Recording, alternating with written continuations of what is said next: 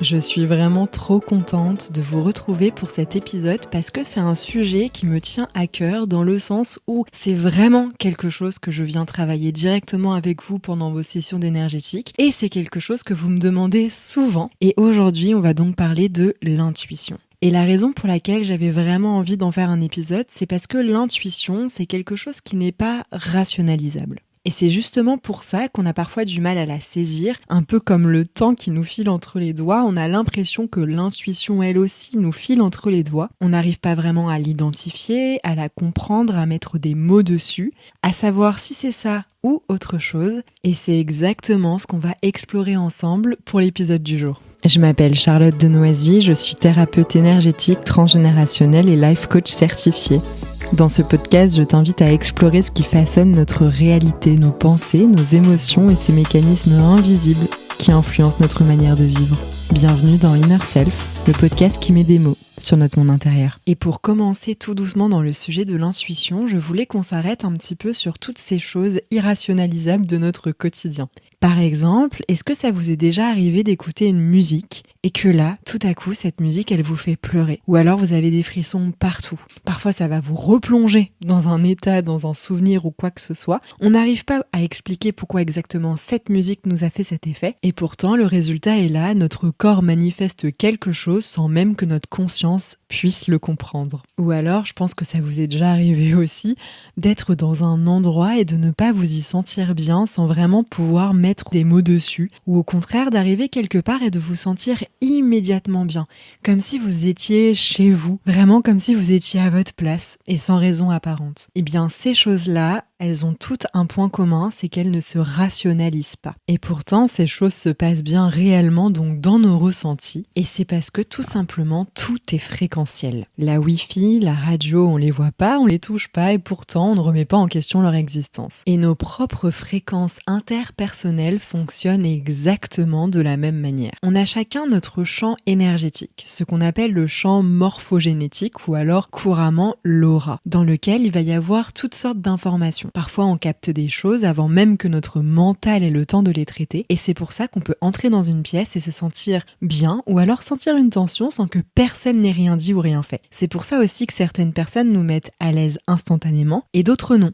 sans vraiment qu'on sache expliquer pourquoi. Et pour prendre un exemple du quotidien, j'adore vous donner en session d'énergétique l'exemple de l'ascenseur. Quand vous rentrez dans un ascenseur, vous allez instinctivement vous placer quelque part. Dès l'instant où quelqu'un d'autre va rentrer, vous allez vous replacer. Et alors là, s'il y a plusieurs personnes qui rentrent, vous allez de nouveau vous replacer jusqu'à trouver la place qui vous correspond dans cet ascenseur, et donc là où les personnes dont vous ne préférez pas vous rapprocher aussi. Et ça s'explique vraiment de manière très simple. Quand vous ressentez des choses, des émotions, même vos pensées, fréquentiellement, il va se passer quelque chose. Chaque pensée, chaque émotion génère une fréquence, et cette fréquence, justement, votre champ morphogénétique / aura la ressent. Et par exemple, dans un ascenseur, si vous rentrez dans l'ascenseur et que vous sentez que quelqu'un est stressé, par exemple, et que vous êtes extrêmement fatigué, instinctivement, il se peut que vous ne vouliez pas être à côté de cette personne, parce que fréquentiellement, cette personne génère des fréquences tellement denses de par son stress, et vous êtes tellement fatigué que vous vous dites inconsciemment, non mais alors là, je ne peux pas absorber ce stress, c'est impossible.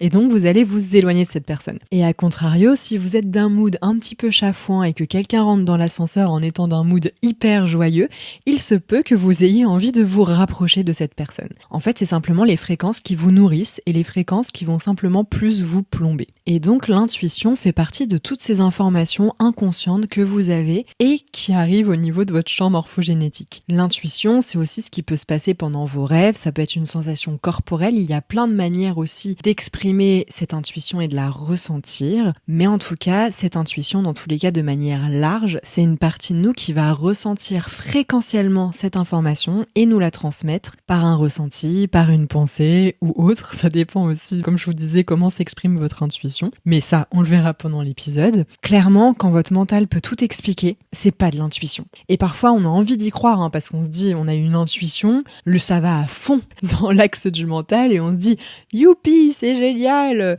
mais en fait pas du tout. En fait finalement c'est votre ego et c'est pas du tout votre intuition.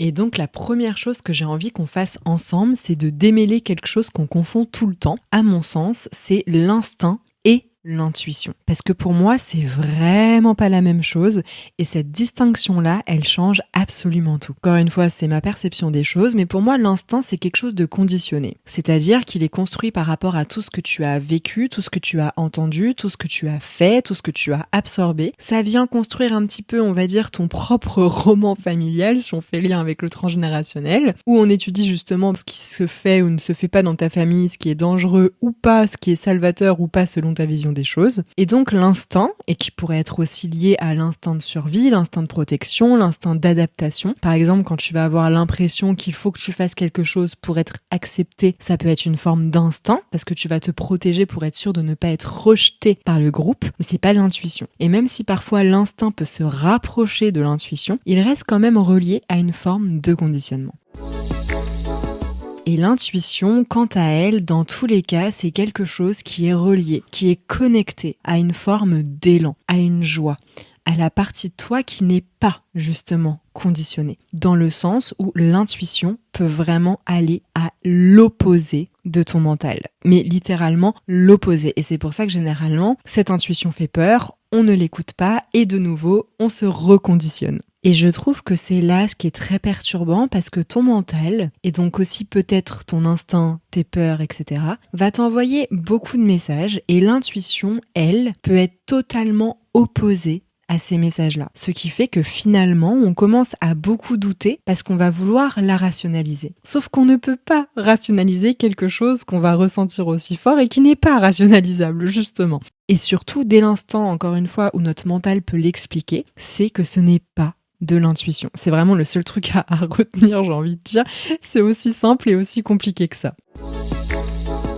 Et donc l'intuition, elle est clairement liée à ce monde de l'infiniment petit, des fréquences, aux choses qu'on ne voit pas, comme les ultrasons qu'on n'entend pas alors qu'ils existent, comme les infrarouges que notre œil n'est pas capable de voir alors qu'ils existent aussi. D'ailleurs, à ce propos, petit aparté, j'ai eu un Error 404 la semaine dernière parce que j'ai appris que certains animaux ne voient pas l'herbe de la même couleur que nous. C'est-à-dire que il me semble que dans l'exemple, les abeilles voyaient l'herbe rose fluo et les vaches jaune fluo. Et quand j'ai vu cette étude, je me suis dit, mais en fait, et en plus, je sais que ça a été prouvé justement que on ne voit pas les choses telles qu'elles sont, c'est-à-dire qu'on est vraiment dans une simulation vraiment d'une adaptation permanente, mais parce qu'on est limité au niveau de nos sens, et qu'en fait on voit pas la réalité telle qu'elle est. C'est-à-dire que pour un humain, l'herbe va être verte, mais en fait pour l'abeille, l'herbe elle est rose, l'abeille elle a raison, et nous on a raison aussi. Donc c'est assez vertigineux. Je ferme la parenthèse. Et donc, l'intuition, c'est vraiment cette partie-là aussi de l'infiniment petit, des fréquences. Après, est-ce qu'elle est branchée à une partie de nous qui est déjà dans le futur, si on prend vraiment l'aspect quantique du fait que le temps n'existe pas, que toutes les réalités sont simultanées, mais alors ça, c'est un autre thème de podcast. Je ne sais pas, mais ce que je sais, c'est que ça existe, que ça mérite vraiment d'être écouté, que personnellement, je fais toute ma vie à mon intuition, et vous le verrez aussi dans mon histoire personnelle après, mais il y a vraiment quelque chose, et c'est un sujet de fond parce que pour moi, dans notre intuition réside ce que j'appelle le potentiel inné, donc qui n'est pas le plein potentiel. Le plein potentiel, c'est une espèce d'idée comme quoi on peut toujours être meilleur. Le potentiel inné, c'est ce qu'on est déjà et qu'on a besoin de mettre en lumière. C'est deux choses différentes. Et quand on dit que tout est déjà en nous, je rejoins totalement ça. C'est quelque chose qui peut paraître complètement bête de oui, comment ça, tout est déjà en nous. Oui, mais en fait, c'est juste qu'on est hyper conditionné et qu'encore une fois, c'est comme si on avait des filtres, des lunettes et des lunettes. Et donc, cette intuition, pour moi, c'est le seul truc, on va dire, pur qui nous reste dans tous les conditionnements qu'on a et toute cette avalanche d'informations qu'on subit tous les jours. Alors avant de passer à mon expérience personnelle, comme d'habitude, on va venir se poser des questions. Donc j'ai envie qu'on s'arrête sur toi, sur vous, parce que tout le monde a une relation différente à son intuition. Et la comprendre, c'est déjà la première étape pour commencer à mieux l'écouter. La première question, et encore une fois, vous inquiétez pas, je mettrai toutes les questions dans les notes de l'épisode. Est-ce que tu peux te souvenir d'un moment où tu as eu une intuition très forte et où tu ne l'as pas écoutée? Qu'est-ce qui s'est passé ensuite? Et avec le recul, est-ce que tu aurais dû lui faire confiance? La deuxième question, ça pourrait être à l'inverse. Est-ce qu'il y a un moment où tu l'as écouté même si ça n'avait aucun sens rationnel, même si tout le monde autour de toi pensait que c'était pas du tout une bonne idée? Et qu'est-ce que ça a donné? La troisième question, ça pourrait être dans ta vie en ce moment. Est-ce qu'il y a quelque chose que tu ressens très fort et que tu es en train de rationaliser, d'analyser, d'essayer de comprendre, au lieu de juste l'écouter et l'accueillir? Et la quatrième et dernière question, ça pourrait être, est-ce que tu fais la différence entre ta peur et ton intuition? Et c'est une vraie question parce que je pense que c'est beaucoup plus facile de se dire que c'est notre intuition alors que c'est de la peur, et c'est beaucoup plus difficile de faire l'inverse. Donc n'hésite pas à noter tout ce qui remonte pendant ton introspection. Et si tu aimes te poser ce genre de questions, c'est exactement ce type de questions qu'on se pose dans mon application Innate, et je te mets le lien dans les notes de l'épisode. Alors c'est parti pour mon expérience personnelle. Alors là, j'ai vraiment dû faire du tri parce que si je vous faisais la liste des choses qui se sont passées grâce à mon intuition, alors là, je pense qu'on en a jusqu'à fin avril de l'année prochaine. Donc je vais vous partager des expériences, on va dire, plus marquantes que d'autres. Vraiment des expériences concrètes de ma vie et qui m'ont transformée à tout jamais. Et vous allez voir, certaines sont vraiment lunaires et j'assume complètement parce que c'est ce que j'ai vécu. Et en fait, c'est ça, l'intuition, encore une fois, c'est quelque chose qui est pas rationalisable. Donc même si c'est what the fuck, y a rien à dire, ça existe.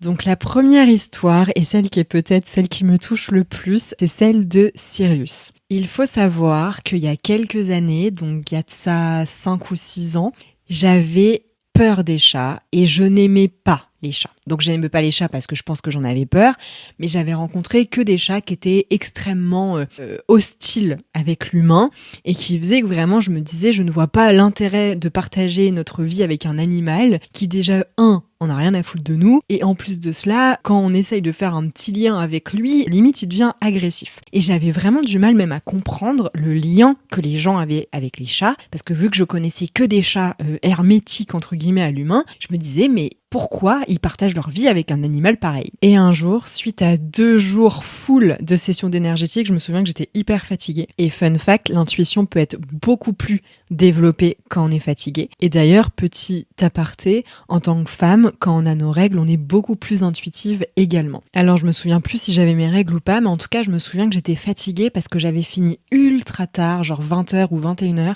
et clairement, je suis pas du soir. D'ailleurs, je ne fais plus du tout de session d'énergétique à cette heure-là. Mais en tout cas, je me souviens que je suis rentrée à la maison, j'ai pris ma douche, et là, sous la douche, j'entends « il faut que tu prennes un chat ». Mais quelque chose de limpide. Et il faut savoir que pour les personnes qui ont clairaudience, donc quand on entend des informations, la clairaudience, on va dire, de notre intuition, elle vient d'un endroit très particulier qui n'est pas la même zone, on va dire, que celle de notre mental. Moi, j'arrive vraiment à identifier, suivant là où l'information m'arrive, si c'est pour moi, si c'est mon mental, si c'est mon intuition. Enfin voilà, j'arrive à voir dans la zone et j'entends vraiment clairement, limpidement, il faut que tu prennes un chat. Et dans ma tête, vraiment, j'ai rigolé et j'ai dit, mais what the fuck? J'ai dit, mais alors vraiment, mais laisse tomber, cette information, c'est poubelle. Dans ma tête, j'étais en mode, mais comment ça, faut que je prenne un chat? Je déteste les chats, what the fuck, c'est quoi ce bordel? Vraiment, mais j'étais limite énervée. Et je suis allée dîner, je suis allée me coucher en me disant, c'est quoi cette info, mais lunaire? J'oublie aux oubliettes, allez, ciao, bye, on passe à autre chose. Et 2 semaines plus tard, je me souviens que c'était un moment où je faisais beaucoup de rêves, et notamment de rêves astrales, donc des rêves où on a conscience qu'on rêve, on peut maîtriser le rêve et on peut aussi se réveiller d'ailleurs si on en a envie. Et donc je fais un rêve, et dans ce rêve où j'avais conscience que je rêvais, je me souviens, dans un parc d'attractions, et j'adore les attractions. Donc je suis en mode youpi, ça va être l'éclate et tout. Je commence à me chauffer, à me dire alors attends, j'aimerais bien faire un truc avec plein de looping et tout. Donc vraiment je conscientise à fond. Et là, au moment où je m'avance vers le manège que j'avais repéré, il y a vraiment un truc où le décor s'efface et je vois un chat arriver vers moi, gris, à poils longs, vraiment des yeux extrêmement en amande, mais c'est lunaire, hein, je l'entends me dire « Je suis ton chat, trouve-moi ». Et en fait, vu que j'avais conscience que je rêvais, vraiment, de nouveau dans mon rêve, je me suis dit what the fuck.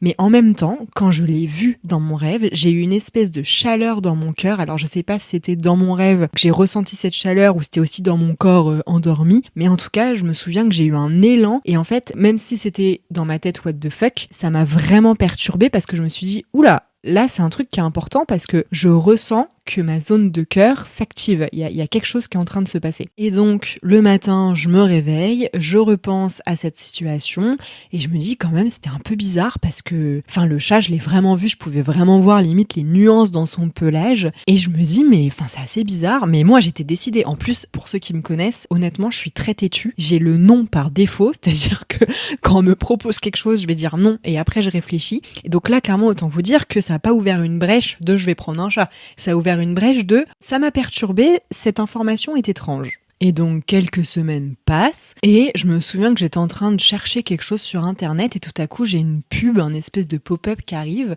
et c'était pour la fondation Brigitte Bardot et donc qui sauve des animaux et en fait un petit peu comme un clin d'œil on va dire à mon rêve mais vraiment moi dans ma tête c'était en mode pour rigoler, je me suis dit tu vas voir qu'il va pas y être le chat, vraiment c'était vraiment ça, je me suis dit je vais regarder les annonces et au bout de 5 minutes je me souviens que j'étais avec ma meilleure pote, je tombe sur clairement le chat de mes rêves, mais le chat que j'avais vu dans mon rêve, c'est-à-dire la même posture, la même présence, le même pelage, les mêmes yeux, et cet élan au niveau du cœur, pareil, mais j'ai l'impression que mon cœur, il allait toucher l'ordinateur, quoi, vraiment, ça m'a fait un truc, et en fait, j'ai même pas réfléchi, j'ai dit, oh putain, c'est lui.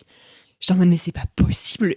Mais vraiment le error 404. Et donc, je me dis, vas-y, faut que j'envoie un message, tu vois. Parce que bon, j'ai beau être têtue, là, ce ressenti-là, je ne pouvais pas l'ignorer. Pour quelqu'un qui travaille dans l'énergétique et est connecté à ses ressentis H24, ça aurait été pire qu'un affront, j'ai envie de vous dire.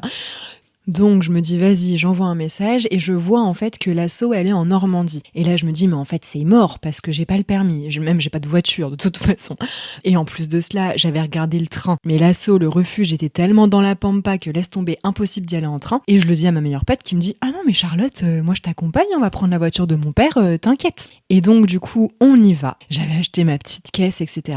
Et j'arrive au refuge et je rencontre du coup une des dames qui s'occupe du refuge et qui m'emmène vers l'endroit du coup où il y avait le chat que j'avais repéré qui s'appelait Sushi. Mais moi j'avais entendu qu'il s'appelait Sirius dans mon rêve, j'avais oublié de vous le dire mais voilà, j'avais entendu qu'il s'appelait Sirius dans mon rêve. Et la nana, du coup je lui dis que je viens pour Sushi et clairement elle me dit oui vous allez voir, de toute façon il y a tellement de chats que vous verrez bien. Et moi dans ma tête j'étais en mode non mais meuf t'as pas compris en fait, moi je viens pour Sushi, il y a même pas de débat, je l'ai pas dit mais moi dans ma tête il y avait pas j'allais pas explorer les autres chats, c'était Sushi ou rien. Et donc j'arrive dans une salle qui était un petit peu cachée derrière un endroit où il y avait énormément de chats dans un jardin et j'arrive dans une salle où il y avait peut-être mes 40, 50, 60 chats, vraiment énormément. Et d'ailleurs ça m'a fait énormément de peine de voir le nombre d'animaux qui sont en attente d'adoption. J'arrive du coup dans cette salle avec tous ces chats et là, qu'est-ce qui se passe ? Il y a un chat gris qui arrive, qui me fait une grosse caresse de la tête et qui vient se cacher dans mes jambes, mais comme les enfants. Et là, la dame me dit, c'est Sushi. Et moi, dans ma tête, j'étais en mode, mais je sais que c'est Sushi. J'étais en mode, mais je ne sais pas ce qui se passe. C'est-à-dire qu'il a vraiment, mais il a pas couru, mais il a avancé vers moi comme ça. Et il s'est mis dans mes jambes. Et c'était scellé, quoi. Et les autres, ils étaient en train de faire leur vie. En plus, je me souviens que c'était le moment où ils venaient de servir leur repas. Lui, il en avait rien à foutre de ce repas. J'étais venue et puis c'est bon. Et donc, évidemment, je suis repartie avec. Et je me souviens, je l'avais sur mes genoux dans la voiture, dans la caisse. Il arrêtait pas de me faire des énormes caresses avec la tête et tout. C'était tellement mignon. Et donc, je l'ai rebaptisé Sirius parce que clairement, manifestement, c'était son prénom, on va dire, d'origine, d'âme, j'en sais rien. Bon, après, l'histoire vraiment triste par rapport à ça, c'est qu'il avait un problème rénal qu'on ne savait pas. Et donc, du coup, je l'ai vraiment accompagné jusqu'à la fin de sa vie. Mais ça a été une rencontre, mais tellement exceptionnelle parce que déjà, qu'il m'ait choisi pour finir sa vie, j'ai trouvé ça, mais tellement beau. Bon, clairement, ça a été l'un des plus gros chagrins de ma vie, vraiment. Mais ça m'a tellement, renversé d'amour, d'espoir, de plein de choses. C'est l'une des rencontres pour laquelle je suis le plus reconnaissante, d'autant qu'elle m'a menée sur le chemin de Pim Pim et donc mon deuxième chat. Et ça, ce sera clairement la deuxième histoire de l'intuition. Et donc on arrive à Pim Pim, donc quelques mois après avoir perdu Sirius. Autant vous dire que moi et mon amoureux, on était au fond du trou. On s'était dit plus jamais de chat, c'est mort. Le chagrin, en fait, tu signes pour ton plus grand chagrin d'amour, littéralement qu'on se le dise. Autant vous dire qu'on n'était pas dans de très bonnes dispositions. Et à ce moment-là, ma meilleure pote, donc toujours la même, celle qui m'avait accompagnée pour aller chercher Sirius, emménageait dans son nouvel appart et me dit écoute chat, je cherche une table en marbre, est-ce que tu peux regarder de ton côté? Je regarde du mien. Et elle m'avait dit qu'elle regardait sur le Bon Coin, il me semble, et donc j'ai tapé un petit peu, je me souviens plus ce que j'ai tapé, mais je suis arrivée sur le site de Paru Vendu que clairement je ne connaissais pas, et donc je tape vraiment dans la barre de recherche table en marbre. On me demande une table en marbre, je vais marquer table en marbre dans la barre de recherche. Jusque-là, on est d'accord qu'il n'y a rien d'anormal. Mais c'est après que ça se complique. C'est-à-dire qu'entre 2 annonces de table en marbre, qu'est-ce qu'il n'y avait pas ? L'annonce pour Pim Pim. C'est-à-dire que j'avais une table en marbre, j'avais un chat blanc, et j'avais une table en marbre. Et je me dis, mais what the fuck ? Et là, ça m'a fait exactement la même chose que pour Sirius. Sauf que pour Sirius, quand je l'avais vu dans mes rêves, en fait, il était mignon. Là, Pim Pim, et pourtant Dieu sait qu'il est mignon, mais sur la photo, il faisait tellement peur. Il était pris en contrebas, je sais pas, la lumière était bizarre, on aurait dit qu'il avait les yeux rouges. Franchement, on aurait dit un mini démon. Quand je repense, ça me fait trop rire. J'ai même gardé la photo tellement elle est drôle parce que ça lui ressemble tellement pas. Et en fait, quand j'ai vu la photo, j'ai eu vraiment la même voix en fait qui m'avait dit il faut que tu prennes un chat. Là, exactement au même endroit, c'était tu écris. Tu leur écris. Et là, je me dis, oh waouh, alors attends, on va déjà attendre que mon mec il rentre à la maison, que je lui raconte un peu le truc. Donc il rentre à la maison, je lui saute dessus, je lui dis, écoute, je sais pas ce qui s'est passé là, je lui raconte, etc. Donc lui qui me regarde vraiment en mode chat, on avait dit qu'on prenait plus de chat, tu sais pourquoi on a dit qu'on prenait plus de chat. Mais je finis par lui expliquer du coup tous mes ressentis, etc. Et il me dit, écoute, je te fais confiance, si tu sens qu'il faut y aller, on y va, écris. Et donc du coup, je prends mon courage à 2 mains et j'écris à l'association. D'ailleurs, c'est l'association Chat Trap 92 qui est vraiment exceptionnelle. Les personnes sont adorables, hyper bienveillantes, hyper soutenantes, elles ont plein de contacts. Si jamais vous cherchez à adopter un chat, je vous recommande vivement. La parenthèse est fermée. Et il faut savoir qu'entre le moment où j'ai écrit et le moment où on m'a répondu, je me suis cassé 4 côtes de manière extrêmement bête. J'ai glissé à la maison. Clairement, j'avais besoin de repos et je le saurai plus tard. Mais du coup, c'était aussi pour préparer l'arrivée de Pimou. C'est passé énormément de temps avec lui, mais ça, je le savais pas encore. Et donc, du coup, j'apprends que Pim Pim, il est en Dordogne. Donc, j'explique à la dame que je me suis cassé des côtes, que je peux pas faire le voyage, que là, vraiment, je suis au bout de ma vie. Et là, la nana adorable qui me dit « Oh, mais vous inquiétez pas, mais à ce moment-là, je viens chez vous. » Donc, Dordogne-Paris, alors qu'elle sait même pas si je vais le prendre. Hein. On programme un rendez-vous. Et c'est parti. Et là, pareil, incroyable. Donc la dame qui arrive, qui vérifie que tout est bien réglementé pour Pim Pim. Et je me souviens, il était genre 15h et elle me dit alors j'ai mon train à 17h. Moi j'étais en mode oh là là, mais j'espère que ça va bien se passer parce que c'est quand même très très proche. Et là, Pim Pim il arrive dans l'appart. Alors mon appart c'est pas Versailles mais quand même, je veux dire j'ai pas de pièce fermée donc tout est ouvert et je pouvais pas le mettre en sécurité quelque part donc je me suis dit oulala j'espère que ça va aller. Et là il commence à faire le petit tour du propriétaire et paf il s'assoit sur le canapé et la dame elle me regarde elle me dit oh bah alors clairement là il vous a choisi hein. Et je me suis dit oh là là c'est exceptionnel. Et pareil le soir mon amoureux rentre, Pim Pim qui lui court dans les pattes un petit peu comme Sirius l'avait fait pour moi et vraiment une évidence en fait, juste une évidence. Et aujourd'hui je ne sais pas ce qu'on serait sans Pim Pim dans notre vie. C'est incroyable comme relation. Et clairement, tout ça est arrivé grâce à l'écoute de mon intuition. Et l'une des dernières grandes intuitions de ma vie que je voulais vous confier, c'était celle de la rencontre avec mon amoureux. Alors clairement, c'était en 2019, donc quelques mois après ce que j'appelle ma renaissance. J'étais vraiment pas dans la meilleure période de ma vie, clairement. J'en ai parlé dans d'autres podcasts, mais pour la faire courte sans rentrer dans les détails, dans un laps de temps de 3 mois, j'ai failli mourir. J'ai été transfusée de plusieurs litres de sang. Je me suis retrouvée sans job, je me suis séparée et j'ai appris des choses, du coup, sur la personne avec qui j'étais, qui était atroce. Donc autant vous dire que j'étais vraiment toute nue, sans aucun ancrage, et que mon corps était clairement en train de se reconstruire step by step, mais que j'étais vraiment pas au meilleur de ma forme mentale, physique et émotionnelle. Et donc, Charlotte, sans job, dans son appart, je me dis, qu'est-ce que je vais faire ? Je ne sais pas pourquoi, j'ai une lubie, comme une piqûre sur les fesses, j'entends de mon intuition, il faut que tu passes le code de la route. Et là, vraiment, mais j'explose de rire. Je me dis, mais attends, tu crois que j'ai que ça à foutre ? Dans ma tête, je me dis, what the fuck, meuf, t'as failli mourir, t'es au bout du rouleau, t'es en train de te reconstruire. Faut que tu passes ton code de la route. Genre, c'est vraiment la priorité là, tout de suite, maintenant. Mais ça me fait tellement rire quand j'y pense. Bref, donc j'étais dans un état un peu second. Et je connais cet état, c'est celui dans lequel je suis quand je reçois quelque chose d'important. C'est vraiment un état où c'est que je suis là, clairement, je suis pas dissociée, mais je fais les choses sans réfléchir et je fais vraiment, je sais pas comment dire, je suis une partie de moi qui va venir faire des recherches, etc. Et tous les trucs importants de ma vie, les grosses inscriptions, les trucs comme ça, je les ai toujours fait dans cet état-là et je trouve que c'est un état assez bizarre mais assez stimulant. C'est une forme de transe mais éveillée, c'est un petit peu bizarre.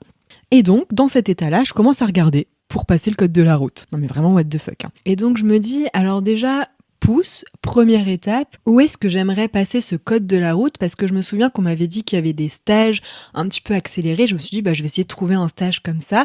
Et je me suis dit, dans quel quartier j'aimerais ce stage? Et là, d'un coup, je me dis, vas-y, les Batignolles. À l'époque, c'était un quartier que j'aimais bien. Et donc, je me suis dit, vas-y, go, on va chercher dans les Batignolles. Et là, je vois une auto-école qui fait passer le code en 1 semaine. Je me dis, parfait. Pareil, toujours dans cet état un petit peu second.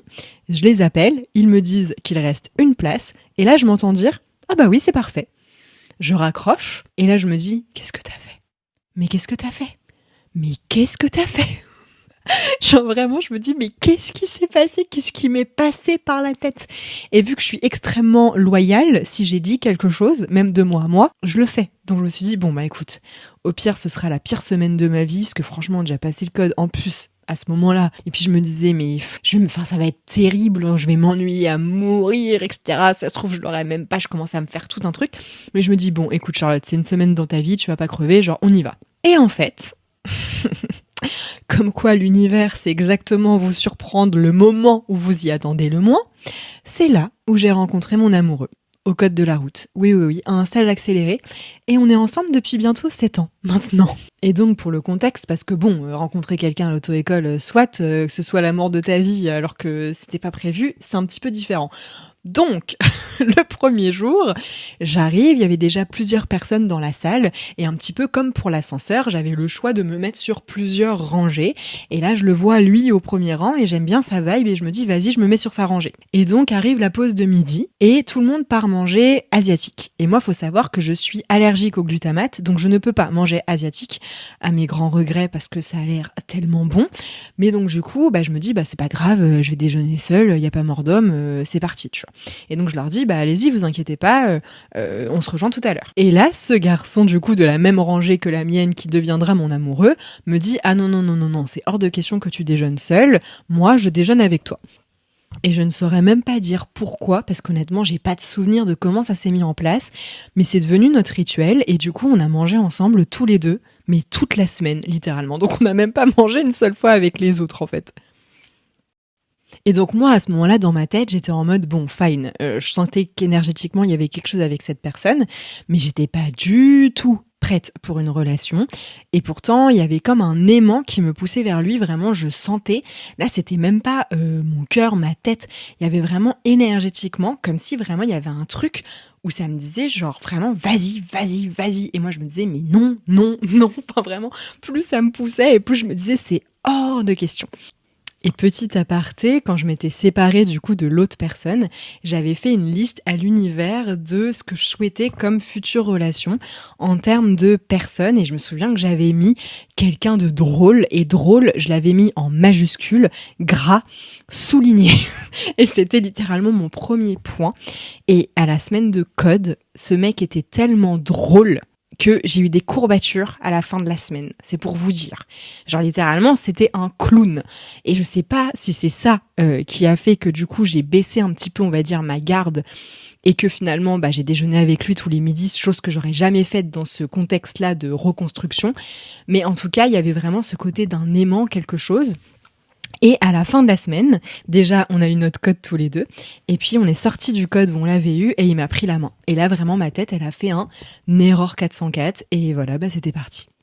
Et donc voilà, c'est clairement mon intuition qui m'a poussée à aller dans ce stage accéléré de code, qui m'a poussée vers cette personne alors que j'étais vraiment pas prête et qui savait déjà, d'une certaine manière, ce que je ne pouvais pas encore voir.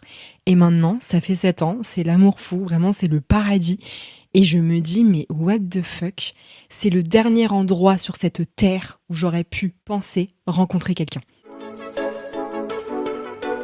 Alors c'est maintenant le temps des exercices concrets pour reconnaître et développer son intuition. Alors il y a 2 exercices que j'aime beaucoup donner en session d'énergétique. La première, ça va être l'exercice du génie.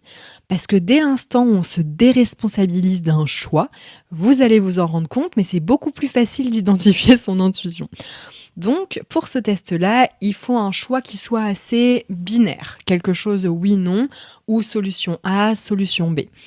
Et à ce moment-là, une fois que tu as ton choix binaire, imagine qu'un génie arrive et que ce génie te propose de te donner exactement du coup le choix que tu veux sans aucune répercussion.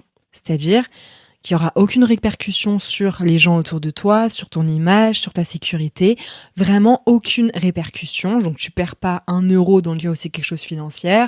Et donc à ce moment-là, réfléchis vers quoi tu te tournes naturellement. Quel est le truc où tu vas dire c'est ça direct? Là, clairement, c'est là où il y a ton intuition. Parce que le problème, c'est que quand il y a un choix binaire, généralement, ce choix binaire, il va venir questionner ton élan et ta sécurité. Et donc forcément, on est des êtres de survie, tu vas aller vers ta sécurité, vers ton mental, vers ton ego. Mais si t'es déresponsabilisé et que le génie te dit qu'il y a juste aucune répercussion, forcément, tu vas aller sur l'autre choix parce que ta sécurité n'est plus en jeu.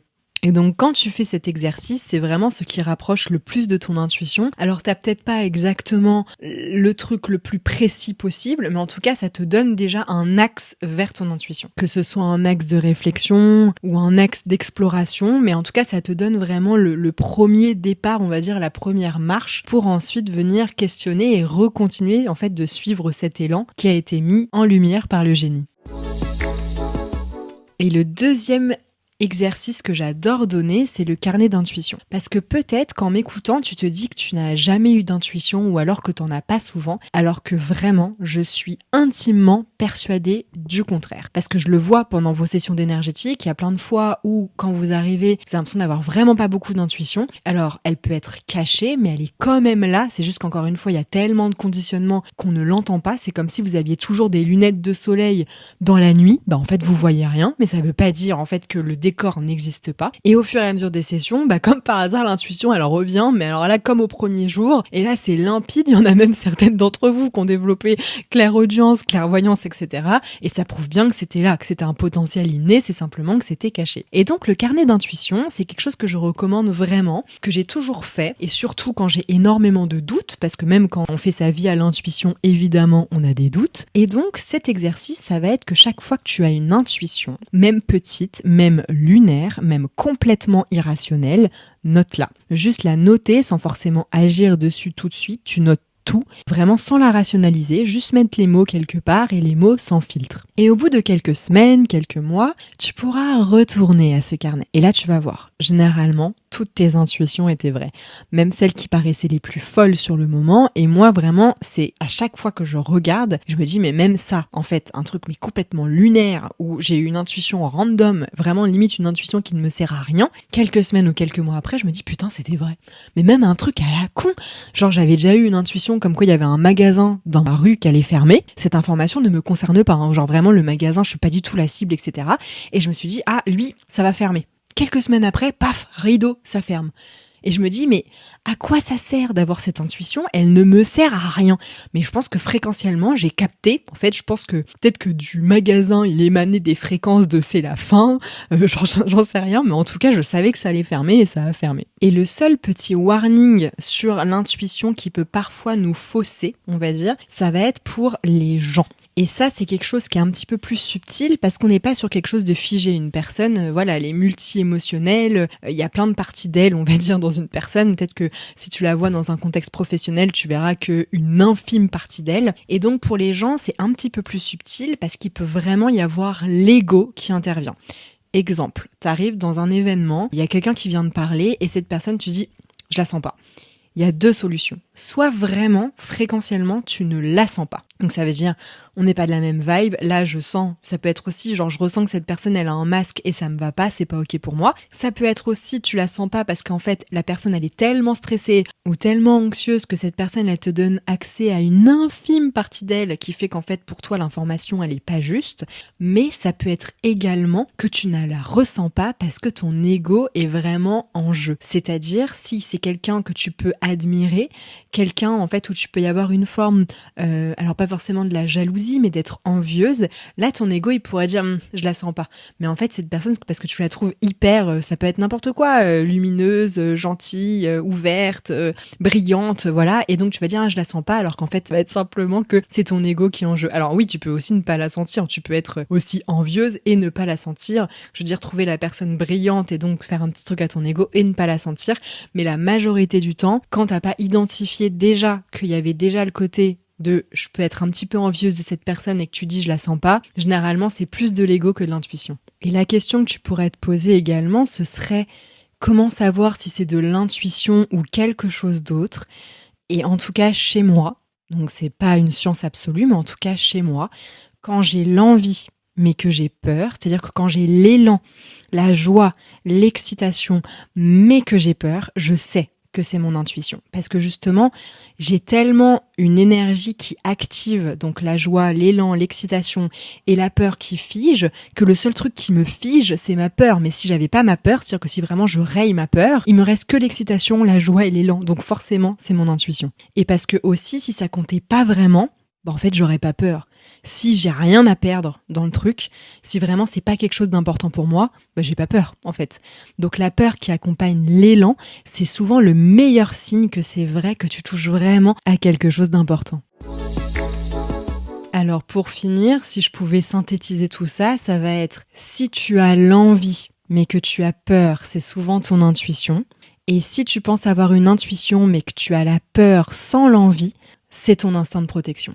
Et il y a aussi tout ce qui est signe somatique. Typiquement, tu peux avoir un signal corporel, vraiment un ressenti, comme moi j'ai eu du coup pour mes chats vraiment cet élan au niveau du cœur. Moi quand j'ai une intuition, ça crée de l'espace dans mon corps. Même si j'ai peur, donc dans le cas où c'est quelque chose qui m'excite mais sur lequel j'ai aussi peur, il va quand même y avoir une partie de moi qui s'ouvre. Alors quand c'est de la peur pure, vraiment ça se contracte, ça se ferme et là le corps clairement il ment pas. Et si tu as besoin de te connecter tout doucement à ton intuition, dans mon application, tu as des méditations actives et passives qui t'aident à descendre en dessous du bruit du mental pour retrouver ce que tu ressens vraiment. Et avant de te laisser, j'ai envie de te dire quelque chose. L'intuition, ce n'est pas un don réservé à quelques personnes. C'est une voix qui est en toi, depuis toujours, une partie de toi qui sait, avant que le mental arrive avec ses questions, ses doutes et ses peurs. Et cette voix-là, elle mérite vraiment d'être entendue. Et la prochaine fois que tu sentiras quelque chose de très fort et qui n'a aucun sens rationnel, mais qui est là, qui insiste, pose-toi juste cette question. Et si cette partie de moi savait déjà quelque chose que mon mental n'a pas encore compris? Ton intuition a quelque chose à te dire? Est-ce que tu es prête à l'écouter? Et donc on finit cet épisode comme à chaque fois sur mes découvertes de la semaine. La citation que j'ai retenue et que j'ai cherchée par rapport à ce thème d'épisode, c'est celle de Wayne Dyer qui dit « La voix de l'intuition est douce, c'est pourquoi il faut être silencieux pour l'entendre ». Et en vous disant ça, ça me rappelle un spectacle que j'avais vu avec l'auteur Bernard Werber sur justement l'intuition. Et il avait fait une comparaison qui m'avait beaucoup parlé. C'est que la voix de l'intuition, on attend à que ce soit quelque chose de très limpide, de vraiment extrêmement en mode... alors oui, ça peut être, comme moi je l'ai déjà eu, tu dois faire ça, ça c'est important. Mais parfois c'est juste... Et là on n'entend rien, genre vraiment c'est quelque chose de très très très subtil. Et donc il disait que nous on l'entend comme ça, mais que derrière la partie de nous qui le dit, vraiment elle hurle. Mais c'est juste qu'il y a tellement toutes ces portes, tous ces conditionnements, toutes ces verres de lunettes que finalement nous on l'entend juste en mode... Alors qu'en fait derrière nous il y a quelqu'un vraiment qui hurle et qui est en mode putain mais elle est sourde comme un pot quoi. Et un petit tips hyper concret du quotidien, en tout cas qui arrive parfois dans notre quotidien et qui n'a rien à voir avec tout ce sujet, mais je me suis dit fallait que je vous le partage et donc clairement ce sera ici, c'est que quand on est malade, et j'ai été malade là il y a quelques semaines, on a vraiment moins soif et moins faim, ce qui est normal aussi, sauf que boire ça va être hyper important. Et j'ai testé de boire à la paille et j'ai tellement bu. En fait, et ça change tout parce que je sais pas pourquoi, mais j'arrivais pas à boire normalement et à la paille, j'avais aucun problème. Donc voilà, petit tip, si jamais vous avez du mal à boire de l'eau quand vous êtes malade, juste prenez une paille et j'espère que ça vous fera comme moi et que vous boirez beaucoup. Et pour la lecture de cet épisode, alors là, je vais vous parler d'un livre que j'aime énormément et dont je ferai peut-être carrément un épisode entier, un peu comme les 12 étapes de la guérison émotionnelle. Là, il s'agit d'un livre qui s'appelle Power vs Force de David Hawkins, ou Pouvoir contre force en français. Je crois qu'il existe aussi en français. Et donc David Hawkins a développé un système fascinant, et je dis facilement parce que vraiment, moi ça m'a fait un erreur 404, pour mesurer les niveaux de conscience. Et pas de manière mystique, mais à travers ce qu'on appelle des tests kinésiologiques, c'est-à-dire des testings musculaires. Et ce qu'il montre dans ce livre, c'est que notre corps réagit différemment à la vérité et au mensonge, à ce qui nous élève et à ce qui nous affaiblit. Et il fait l'indistinction entre force, qui est de l'ordre du contrôle, de la peur, de la résistance, et le pouvoir, qui est de l'ordre de l'élan, la vérité, de ce qui nous nourrit vraiment. Et pour moi, l'intuition, c'est exactement ça, c'est le pouvoir. C'est ce qui vient d'un endroit de vérité en nous et qui nous donne de l'élan, même quand c'est inconfortable, même quand ça fait peur. Alors que l'instinct de protection, lui, c'est souvent de la force, de la résistance, du contrôle et de la survie. Et ce livre, il m'a vraiment ouvert quelque chose sur la façon dont on peut apprendre à faire confiance à ce que l'on ressent, et je vous le recommande vivement. Je pense d'ailleurs que, comme je vous le disais, je ferai un épisode dédié parce qu'il mérite vraiment qu'on prenne le temps d'aller en profondeur. Voilà, c'est terminé pour cet épisode. Si vous avez aimé ce podcast, n'hésitez pas à le partager autour de vous, à mettre une jolie note ou un commentaire. Et en attendant le prochain épisode, prenez soin de vous, écoutez votre intuition et écoutez votre inner self.